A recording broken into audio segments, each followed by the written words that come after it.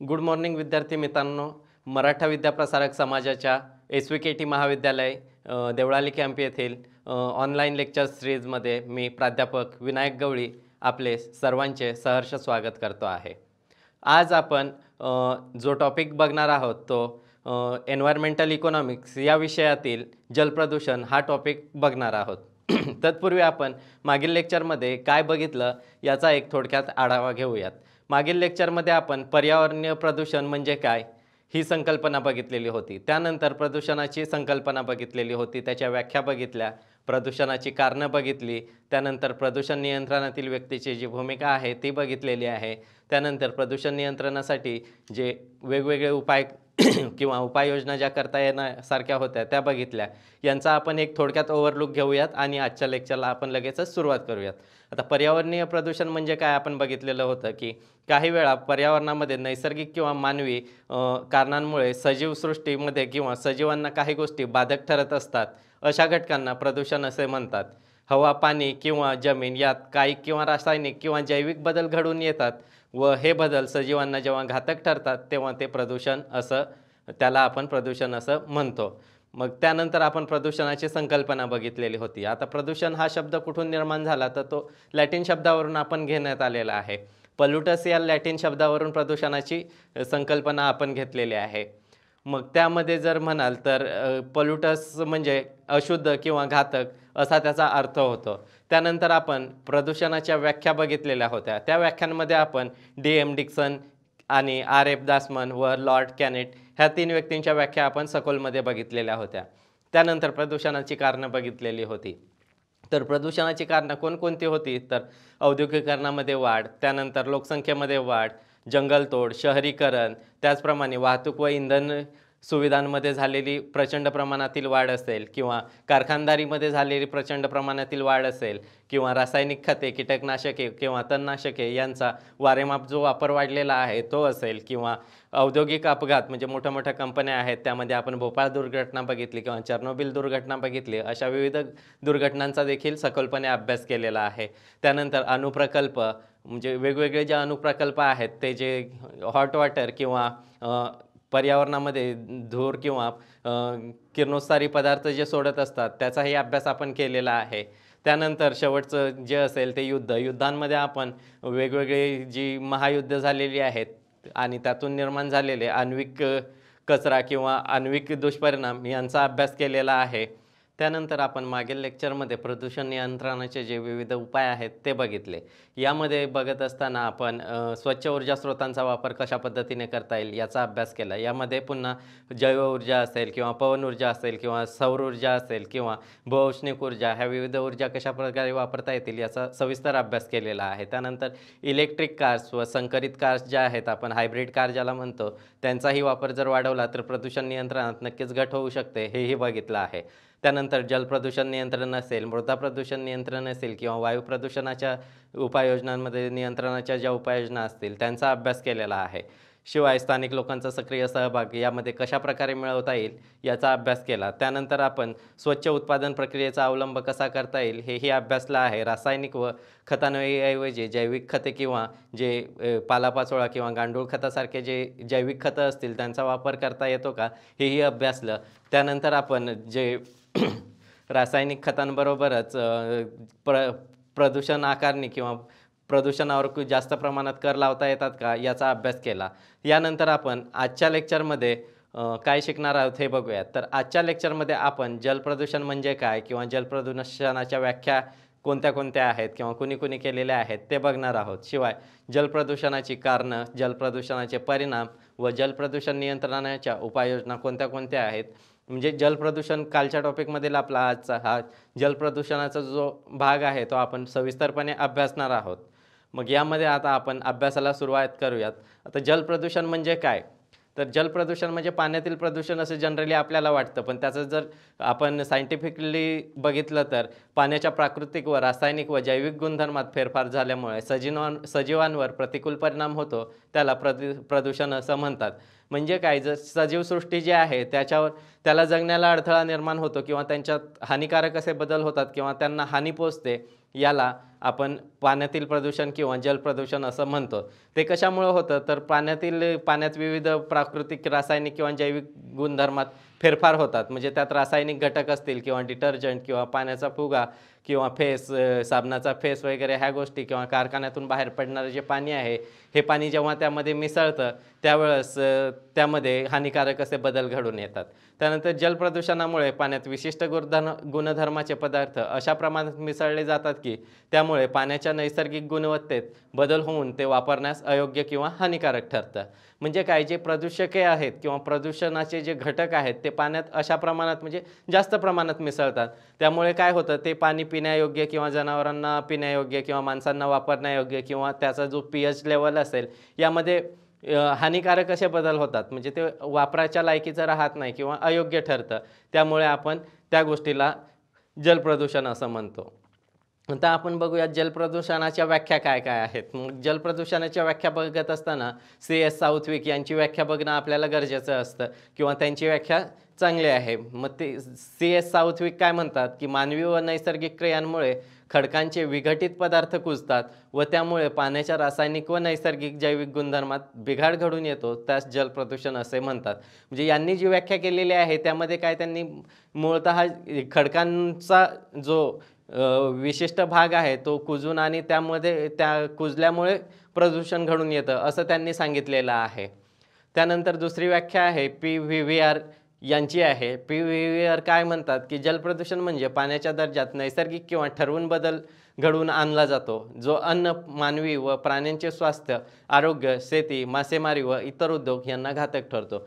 PVVR काय म्हणतात, म्हणजे त्यांना काय म्हणायचं आहे की पाण्याचा जो नैसर्गिक दर्जा आहे त्यामध्ये काही वेळेस काय केलं जातं की ठरवून म्हणजे जाणून बुजून प्रयत्न करून आणि काही बदल घडवून आणले जातात, ज्यामुळे ते काय होतं की जे अन्न किंवा मानवी किंवा प्राण्यांचे स्वास्थ्य, शेती, उद्योग व मासेमारी इतर उद्योगांना ते पाणी वापरण्यास हानिकारक किंवा घातक ठरतं. त्याच्यानंतर आपण तिसरी व्याख्या बघूयात. जागतिक आरोग्य संघटना जी आपली WHO आहे, तिनेही जलप्रदूषणाच्या संदर्भात एक व्याख्या केलेली आहे. आता WHOच्या म्हणण्यानुसार काय ती व्याख्या आहे ती आपण बघूयात. समोर स्क्रीनवर आपल्याला दिसतेच आहे ती. बाहेरचे पदार्थ ज्यावेळी नैसर्गिक किंवा इतर उगमस्थाने प्रदूषित करतात तेव्हा ते शरीरास अपायकारक अशीच असतात. म्हणजे जे बाहेरचे पदार्थ ज्यावेळी नैसर्गिक किंवा इतर उगमस्थाने प्रदूषित करतात. आता बाहेरचे पदार्थ कुठले, जे मानवनिर्मित आहेत, जे नैसर्गिकरित्या तयार झालेले नाही आहेत, ते बाहेरचे पदार्थ आहेत की जे पर्यावरणास हानी पोचवतात किंवा घातक ठरतात. मग असे पदार्थ जेव्हा शरीरास अपायकारक अशीच असतात, कारण त्यामुळे विषारी पदार्थ पाण्यातील ऑक्सिजनच्या पातळीतील फरक, सौंदर्यशास्त्रानुसार अयोग्य व अयोग्य परिणाम व संसर्गजन्य रोगांचा प्रसार करतात. म्हणजे त्यांनी WHO सांगताना काय केलेलं आहे की सौंदर्यशास्त्रानुसार जे पाण्याची गुणवत्ता किंवा पाण्याचं pH लेवल वगैरे पाहिजे असते त्यामध्ये ते बदल होतात. मग त्यामुळे काय होतं की संसर्गजन्य जे आजार आहेत ते बळावण्यास सुरुवात होते. मग संसर्गजन्य आजार कुठले असतील तर कॉलरा असेल, कावीळ असेल, टायफॉईड असेल किंवा डेंग्यूची उत्पत्ती वगैरे ह्यासारखे जे गोष्टी होतात त्या कुठून सुरू होतात तर पाण्यातून सुरू होतात. अशा प्रकारे जलप्रदूषणाच्या व्याख्या आपण आता बघितलेल्या आहेत. यानंतर आता आपण जलप्रदूषणाची कारणं बघूयात. मग जलप्रदूषणाची कारणं बघत असताना एक एक कारण आपण सविस्तर घेऊन बघूयात. मग त्यामध्ये पहिलं कारण आहे विविध नैसर्गिक आपत्ती आहेत. आता नैसर्गिक आपत्ती कोणत्या कोणत्या आहेत तर पुराच्या पाण्यात माती किंवा गाळ मिसळणं. आता आपण बघतोच आहे, पावसाळ्याचा सीझन चालू आहे, विविध नद्यांना मोठ्या प्रमाणात पूर येतात. अचानक म्हणजे अतिवृष्टी होते किंवा आभाळ फाटल्यासदृश्य परिस्थिती निर्माण होते. मग काय होतं की एखाद्या ठिकाणी जिथे झाडं, वेली किंवा झाडांचं आवरण नसतं त्या ठिकाणी मातीची धूप ही मोठ्या प्रमाणात होते. मग जी माती असेल किंवा गाळ असेल तो पुराच्या पाण्यात मिसळतो आणि संपूर्ण नदीचं पाणी हे पिवळं किंवा आपल्याला चहासारखं दिसायला लागतं. मग त्यामध्ये काय असतं की मोठ्या प्रमाणात गाळ असतो किंवा माती असते. भूकंपामुळे ड्रेनेज लाईन फुटणं असेल, भूकंप ही नैसर्गिक आपत्तीच आहे. मग जेव्हा भूकंप होतो तेव्हा काय होतं की विजांच्या तारा तुटणं किंवा अंडरग्राऊंड गॅसच्या नलिका फुटणं किंवा ड्रेनेज जे आपलं सांडपाणी आहे ते वाहून नेण्याची जी व्यवस्था असेल त्याला आपण ड्रेनेज म्हणतो. त्या ड्रेनेजच्या ज्या पाईपलाईन असतील त्या फुटल्या जातात व ते पाणी मग आपल्या जलस्रोतांमध्ये किंवा नद्यांमध्ये मिसळते. त्यामुळे मोठ्या प्रमाणात जलप्रदूषण घडून येते. विविध वादळं आहेत, वादळांमध्ये काय भूपृष्ठावरील जे आवरण असतं किंवा माती, कचरा हे सर्व हवेत उडवलं जातं आणि ते त्याचं निक्षेपण लांब नेऊन केलं जातं. मग वादळांमुळेही मोठ्या प्रमाणात जलसाठ्यांमध्ये मातीसारखे किंवा मातीचे धुलीकण, बाष्प किंवा धुरके यांचे जे कण असतात ते जलसाठ्यांमध्ये नेऊन टाकले जातात. त्यामुळेही जलप्रदूषण घडून येतं. आता त्याच्यानंतर सर्वात मोठं नैसर्गिक कारण म्हटलं तर ज्वालामुखी. ज्वालामुखी कसं काय कारण आहे? तर ज्वालामुखीचा जेव्हा स्फोट होतो किंवा उद्रेक होतो, त्यावेळेस मोठ्या प्रमाणात ज्वालामुखीच्या मुखामधून राख किंवा विविध विषारी वायू हे बाहेर पडत असतात आणि ज्वालामुखी अशाच ठिकाणी आहेत की जे बेटं आहेत किंवा समुद्रकिनारे आहेत. मग ते जे राख किंवा त्याचे विषारी वायूचे ढग असतात ते कुठे ना कुठे जाऊन विसावतात. मग अशा वेळेला ते जलस्रोतांमध्ये जाऊन विसावतात व त्यापासून मोठ्या प्रमाणात राखेपासून आणि विषारी वायू व विषारी जलप्रदूषण घडून येतं. त्याच्यानंतर जलप्रदूषणाचं दुसरं कारण बघत असताना विविध मानवी कृतींचा हस्तक्षेप. मग मानवी कृतींचा हस्तक्षेप काय असेल तर माणूस कसा आहे, माणूस जिथे मिळालं तिथे वापर करून घ्यायचा आणि सोडून द्यायचा, ह्या पद्धतीनं मानवाची प्रवृत्ती आहे. यामध्ये नद्यांवर स्नान करते. आपण आता विविध नद्यांचे घाट बघतो, तिथे सर्रास माणसं स्नान करत असतात. मग त्यातून साबणाचा फेस असेल किंवा अंगाची दुर्गंधी असेल किंवा मैला पाणी असेल हे नदीपात्रात मिसळलं जातं.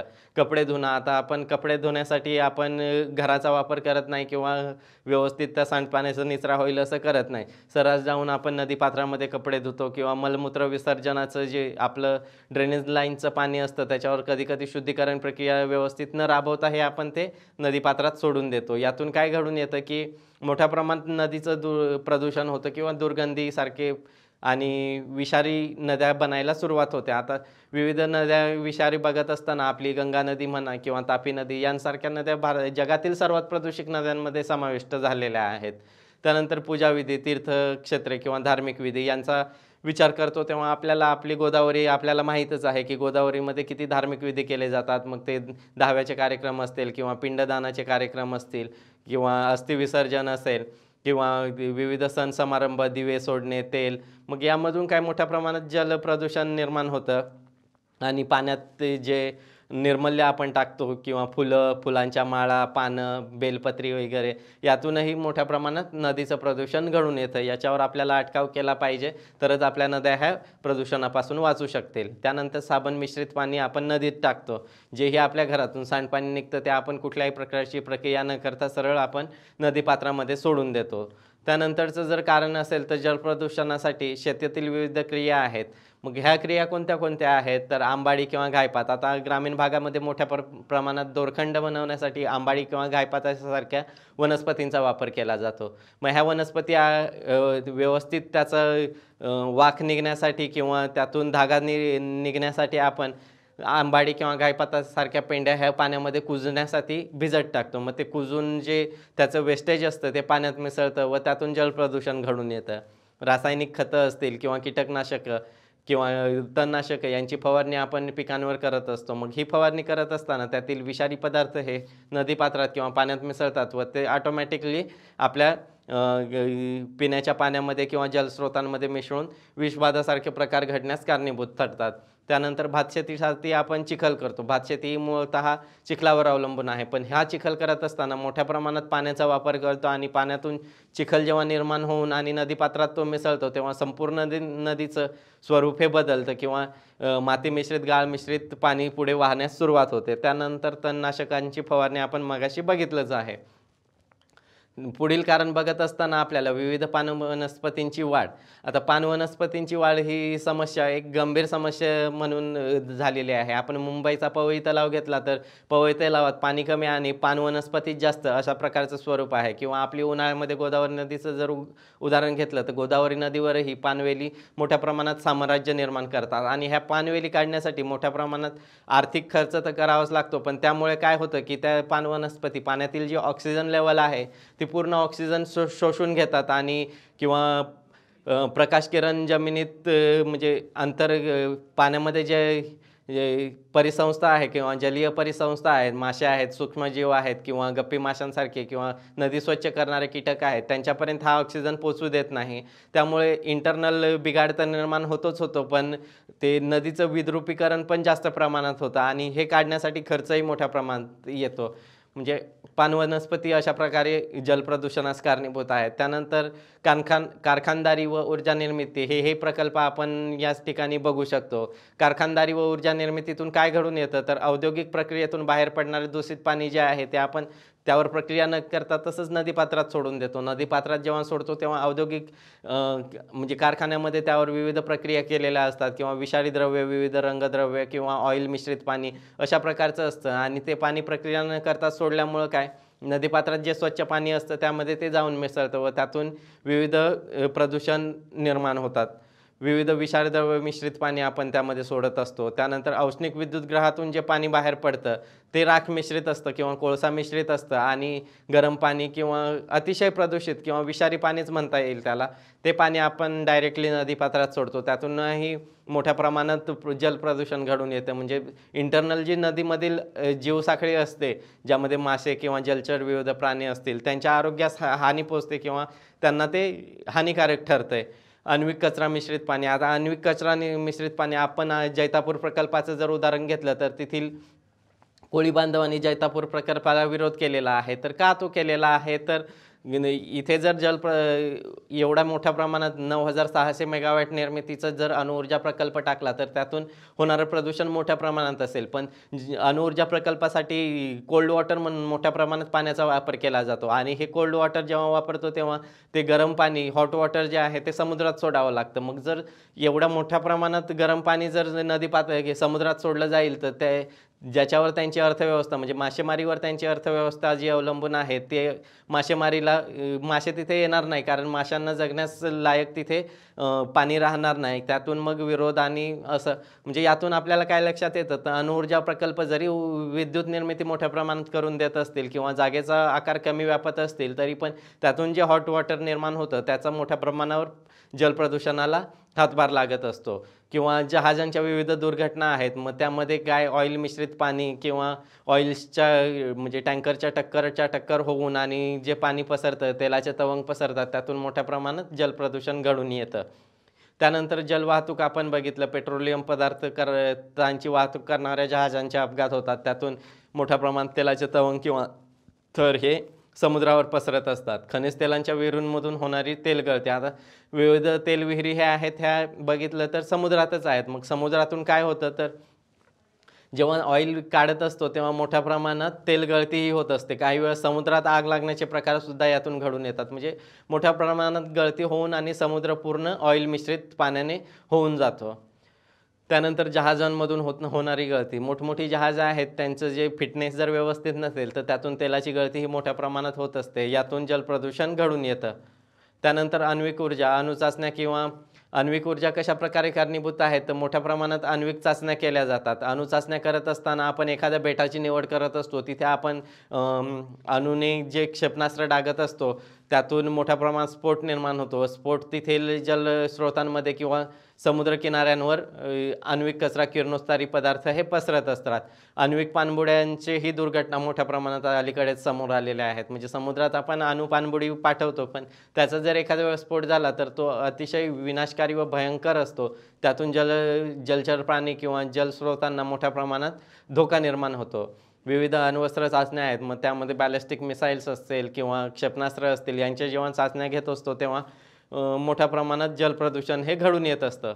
आता जलप्रदूषणाचे परिणाम काय काय असतात, आपण आता कारणं बघितले, पण मग त्या कारणातून कुठल्या परिणामांना जन्म मिळतो किंवा जलप्रदूषणाचे परिणाम काय काय आहेत याचा अभ्यास करणार आहोत.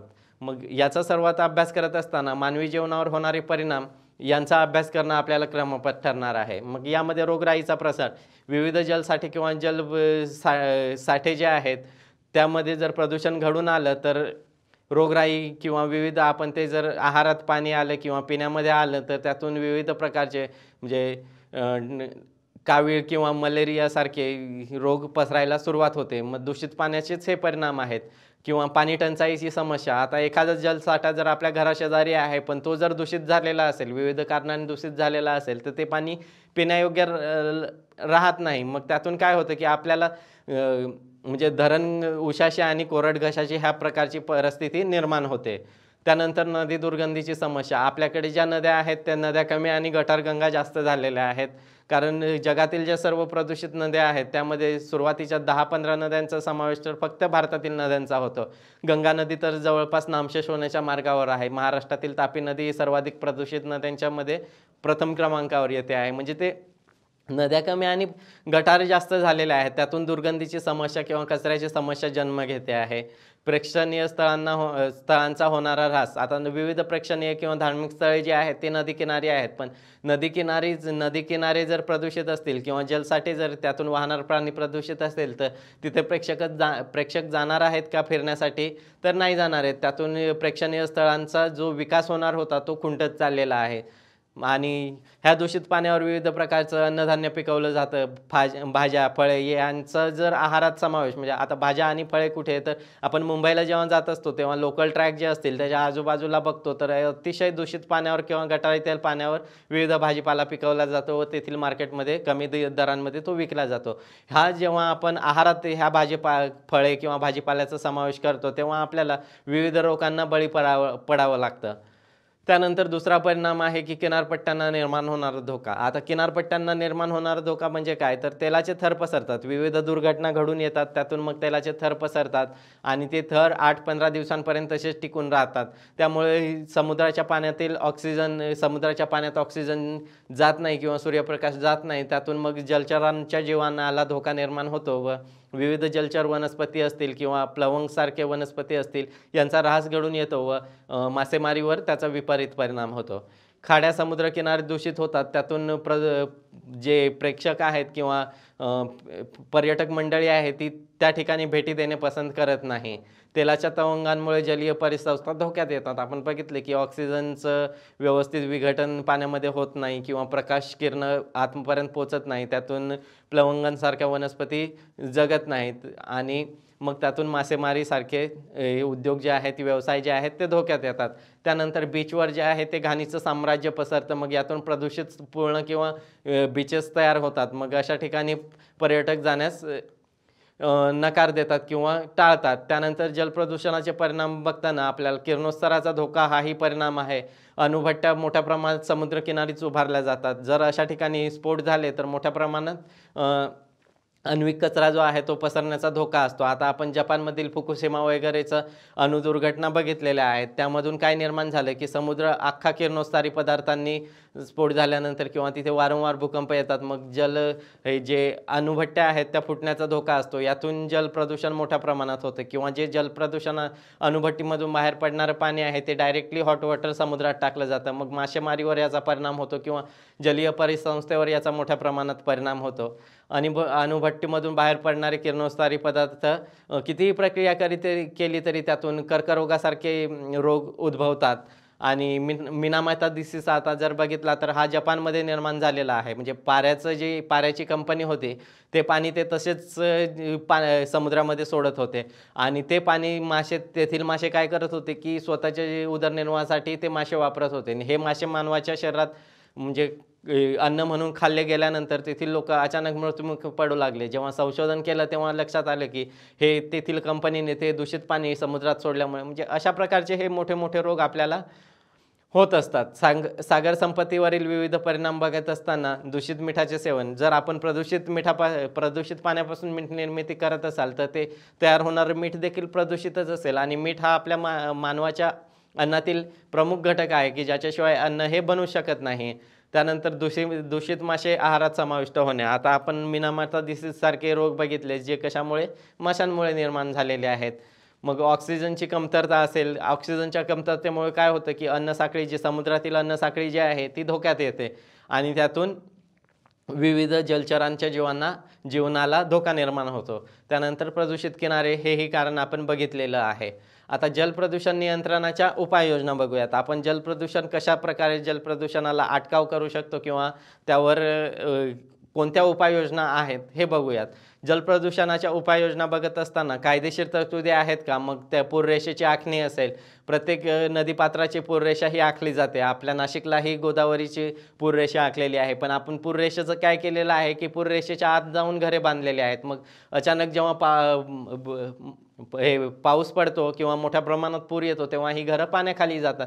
म्हणजे आपण कायदेशीर तरतुदींचं पालन केलं पाहिजे किंवा पूररेषेच्या आत जेव्हा घरं टाकतो, तेव्हा तेथील जे निर्माण होणारं सांडपाणी असेल किंवा कचरा असेल, हा नदीपात्रातच टाकला जातो. कारण त्यांची घरंच ऑलरेडी नदीपात्रात आहेत. त्यानंतर नद्या, सरोवरे यांच्यालगत रासायनिक व कारखाने उभारण्यास बंदी आहे. पण आपण सर्वजण सर्रास हे नियमांचं उल्लंघन करतो.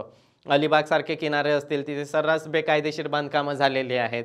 म्हणजे नद्या किंवा सरोवरे हे आपले जर जलसाठ्याचे स्रोत आहेत, तर त्या ठिकाणी रासायनिक किंवा इतर कारखाने किंवा आपले घरं उभारण्यास आपणच एक सुज्ञ नागरिक म्हणून प्रतिबंध केला पाहिजे किंवा ते टाळलं पाहिजे. त्यानंतर औद्योगिक सांडपाण्यावर प्रक्रिया केल्यानंतरच ते पाणी जलसाठ्यांमध्ये सोडलं गेलं पाहिजे. पण असं होताना दिसत नाही. फक्त ऑडिट जेव्हा असतं त्याच वेळी आपण ते सर्व नियम काटेकोर पाळतो. अदरवाईज आपण खर्च वाचवण्यासाठी किंवा पैसा वाचवण्यासाठी औद्योगिक सांडपाण्यावर प्रक्रिया न करता ते तसंच पाणी आपण स्रोतांमध्ये सोडून देत असतो.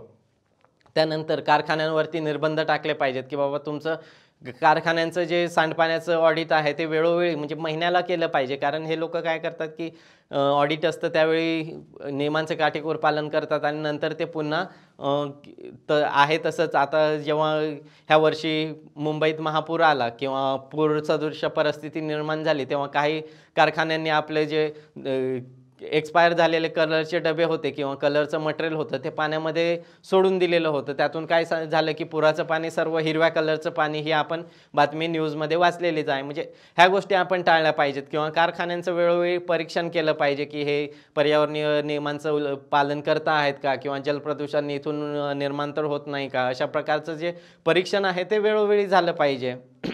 त्यानंतर जलचाचण्या ह्या वेळोवेळी केल्या पाहिजेत. आपण ज्याप्रमाणे हातपंप किंवा हँडपंपांच्या पाण्याचं फ्लोरिनची टेस्ट करत असतो, त्याप्रमाणेच सार्वजनिक जलसाठे जे आहेत त्यांचं पाण्याचंही ऑडिट आपण केलं पाहिजे. तळी असतील, तलाव असतील किंवा नद्या असतील, त्यांच्या पाण्याची चाचणी वेळोवेळी केली पाहिजे. त्यातून ते पाणी वापरण्यायोग्य आहे की दूषित झालेलं आहे हे आपल्याला समजेल. मग ते पिण्यालायक आहे नाही याचा जो शेरा असेल त्यानुसार आपण वागणूक आपली बदलू शकतो. त्यानंतर पाण्यातील प्रदूषकांचे स्रोत शोधणं. पाणी प्रदूषित जर असेल तर ते का होतंय, ते कुठल्या स्रोतामुळे किंवा कुठल्या प्रदूषकांमुळे ते प्रदूषित होतंय याचाही शोध आपण वेळोवेळी घेतला पाहिजे. त्यानंतर सर्वात महत्त्वाचं जर असेल जलप्रदूषणाच्या उपाययोजनांमध्ये तर लोकजागृती. कारण प्रदूषण हे निर्माण होत असतं, हे कुठून निर्माण होत असतं तर त्याला सर्वस्वी आपण मानवजात जबाबदार आहे. मग त्यामध्ये कपडे धुणं किंवा आंघोळ करणं, जनावरं धुणं यांबाबत जनजागृती निर्माण केली पाहिजे. आपण पोलीस ठेवतो तरी ह्या बाजूला जर पोलीस असेल तर त्या बाजूला आपण आंघोळ करत असतो. ही प्रवृत्ती प्रत्येकाने बदलली पाहिजे, की आपल्यामुळे जलसाठे प्रदूषित होणार असतील तर आपण ती आपली प्रवृत्ती नेहमीच बदलली पाहिजे. म्हणजे लोकजागृती किंवा लोकसहभागातूनच हे प्रदूषण नष्ट होणार आहे. केर कचरा जो आहे तो नदीपात्रात टाकू नये. आपण जेव्हा ब्रिजवरून गाड्यांनी क्रॉस करत असतो तेव्हा 2-4 लोकांचे हात जेव्हा बाहेर येतात आणि कचऱ्याची बॅग पटकन जी पाण्यामध्ये टाकली जाते ते आपण टाळलं पाहिजे किंवा त्याला विचारलं पाहिजे, की का रे बाबा असं करतोस? आपल्याला घंटागाडीसारख्या योग्य सुविधा उपलब्ध करून दिलेल्या असताना आपण नदीपात्रात कचरा टाकतो. ही प्रवृत्ती माणसाने बदलली पाहिजे. किंवा मूर्ती विसर्जन असेल किंवा धार्मिक निर्मल्य नदीपात्रात न टाकणे यांसारख्या गोष्टींचा अवलंब केला पाहिजे. आता गणपतीसारखे उत्सव आपण मोठ्या धूमधामीत साजरे करतो आणि शेवटच्या दिवशी जेव्हा विसर्जन करतो तेव्हा 10 दिवस साठलेलं जेवढा फुलांचा कचरा असेल किंवा अगरबत्तीचा धूप ह्या त्या गोष्टी असतील त्या सर्व नदीपात्रात नेऊन विसर्जित करतो. असं न करता तो निर्मल्य कलशामध्येच टाकला पाहिजे व मूर्ती गणेश मूर्तींचं जे आहे ते मूर्तीदान केलं पाहिजे किंवा जे धार्मिक निर्मल्य निर्माण होतं ते नदीपात्रात न टाकणं व ते कलशामध्येच टाकणं यासारखे उपाय आपण अवलंबले पाहिजेत. त्यानंतर शेतकऱ्यांमध्ये जनजागृती निर्माण केली पाहिजे, की बाबा खतं टाकतायत तर व्यवस्थित म्हणजे गरजेपुरतेच खतं टाका. वारेमाप खतांचा वापर करू नका किंवा कीटकनाशकांची फवारणी करत असताना व्यवस्थित हंगाम बघून करा, जेणेकरून पाऊस येणार नाही व पावसामुळे ते पुन्हा नदीपात्रात मिसळणार नाही. किंवा तणनाशकांचा वापर वारेमाप जो सुरू झालेला आहे त्याच्यावरही अटकाव केला पाहिजे. यातून काय होतं की हे तणनाशक, रासायनिक खतं, कीटकनाशकं यांमध्ये जे असलेले विषारी पदार्थ असतात ते पावसाच्या पाण्यासोबत वाहून आणि नदीपात्र किंवा आपले ओढे नाले यांमध्ये मिसळतात व ते पाणी जे आहे ते विषारी करतात. त्यानंतर विघातक पानवनस्पतींचा नाश करणं, म्हणजे ज्या वेली किंवा आपल्या पानवनस्पती नदीपात्रात किंवा तलाव, सरोवर यांच्यावर ज्या तयार होत असतात, यांचा जेव्हा तयार होत असतात तेव्हाच त्यांना काढून टाकणं योग्य ठरतं. कारण एकदा का त्यांनी हातपाय पसरले की संपूर्ण जलस्रोत हा त्या व्यापून टाकतात. म्हणजे विघातक पानवनस्पती ह्या आहेत, ह्या पुढे जाऊन धोका निर्माण होण्यापेक्षा त्यांना सुरुवातीच्या स्टेजमध्येच नष्ट करणं कधीही चांगलं असतं. जलशुद्धीकरण प्रक्रिया करणे, म्हणजे जे आपण मैला पाणी असेल किंवा सांडपाणी असेल किंवा आपण ड्रेनेजचं जे पाणी असेल त्याच्यावर व्यवस्थित शुद्धीकरण करूनच ते जलस्रोतामध्ये सोडलं पाहिजे. मग ते सोडत असतानाही त्या पाण्याचं परीक्षण केलं पाहिजे की खरंच हे शुद्धीकरण प्रकल्पातून बाहेर आलेलं पाणी खरंच शुद्ध आहे का, की नदीपात्रात सोडण्यालायक आहे का, की त्या पाण्यापासून नदीपात्रातील जलचरांना कुठल्या प्रकारचा धोका निर्माण होतो का. ह्या गोष्टी आपण वेळोवेळी बघितल्या पाहिजेत. कारखान्यातील पाण्यावर देखील प्रक्रिया केलेली आहे का, केलेली आहे तर ते पाणी आता सोडण्यालायक आहे का, असं विविध ज्या गोष्टी आहेत त्या आपण बघितल्या पाहिजेत. किंवा जहाज वाहतुकीवर नियंत्रण आणलं पाहिजे. तुम्ही फिटनेस टेस्ट असेल किंवा फिटनेस झालेली असेल तरच आपण ते जहाज वापरलं पाहिजे. किंवा जहाजांचे परवाने जे आहेत, लायसन्स आहेत, ते वेळोवेळी तपासले पाहिजेत. अशा प्रकारचं विविध उपाययोजना ज्या आहेत त्या आपण केल्या पाहिजेत. अशा तऱ्हेने आपला जलप्रदूषण हा टॉपिक संपलेला आहे. आता आपल्याला ह्या टॉपिकवर एक असाइनमेंट घ्यायचं आहे की जलप्रदूषण म्हणजे काय ते सांगून त्याची कारणं, परिणाम व नियंत्रणाच्या उपाययोजना स्पष्ट करा. हा एक सविस्तर प्रश्न लिहायचा आहे आणि ज्यामध्ये पूर्णतः आपण जे बघितलं लेक्चरमध्ये कारणं, परिणाम आणि त्याच्या उपाययोजना वगैरे हे सविस्तर लिहायचं आहे आणि ते माझ्या मेल आय डीवर सेंड करायचं आहे. त्यानंतर आता प्री कॅपमध्ये म्हणजे आपण नेक्स्ट लेक्चरला काय बघणार आहोत तर वायू प्रदूषण हा टॉपिक आपण नेक्स्ट लेक्चरला बघणार आहोत. धन्यवाद.